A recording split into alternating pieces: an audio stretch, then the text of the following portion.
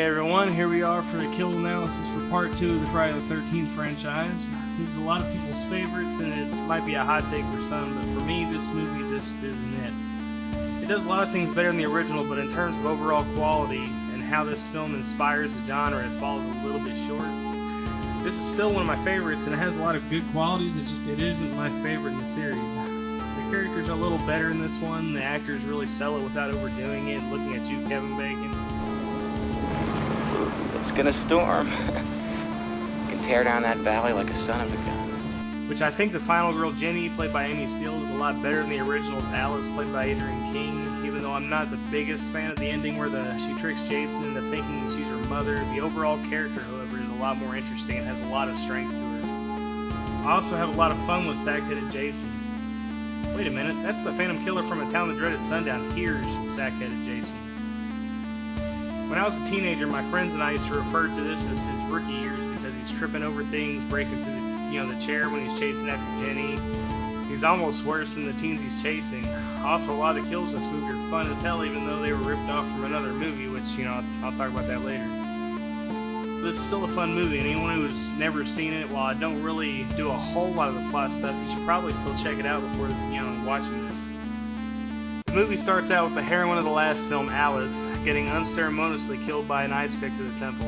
It's kind of okay though, even though watching her in a full film that made history, I still don't have a lot of emotional connection with this character. Now the cold open is over, we get to meet this movie's set of victims, which tells all of us that we're here just to do the same exact thing as we did, before. You create a formula to make money, you don't really want to stray from that formula too much. One character I am, however, emotionally invested in is Crazy Ralph. You're going to Camp Blood, ain't you? Never come back again. It's got a death curse. He gets strangled with a wire while spying on the kids after doing his normal spiel.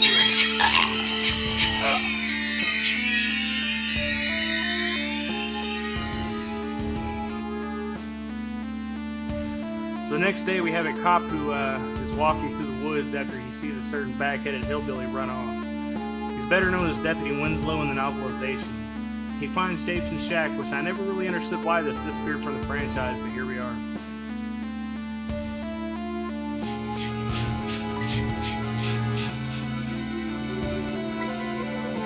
After entering, he's given a welcoming in the form of a hammer to the back of his head. Man, look at that face. Next up we have Scott and Terry. Terry's just minding her business, trying to fill the film's boob quota, and Scott, like a dick, steals her clothes. It's no longer funny, Scott. He's paging Ken though by getting caught in a trap and then gets his throat slit by the dull-sided machete. Where is she?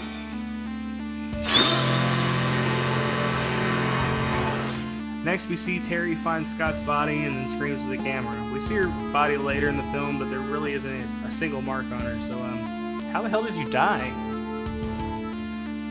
After not committing statutory rape on Vicky, our wheelchair-riding friend Mark has his morality rewarded by a machete to the face with an awesome tumble down the stairs. This is also a kill that I think borrows from Bay of the Blood, but like I said before, I'm sure any kill with this kind of effect will remind me of that one kill.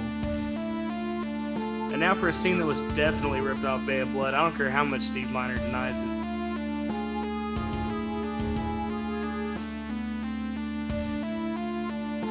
And to wrap it up, we have Vicky, who is stabbed just off camera.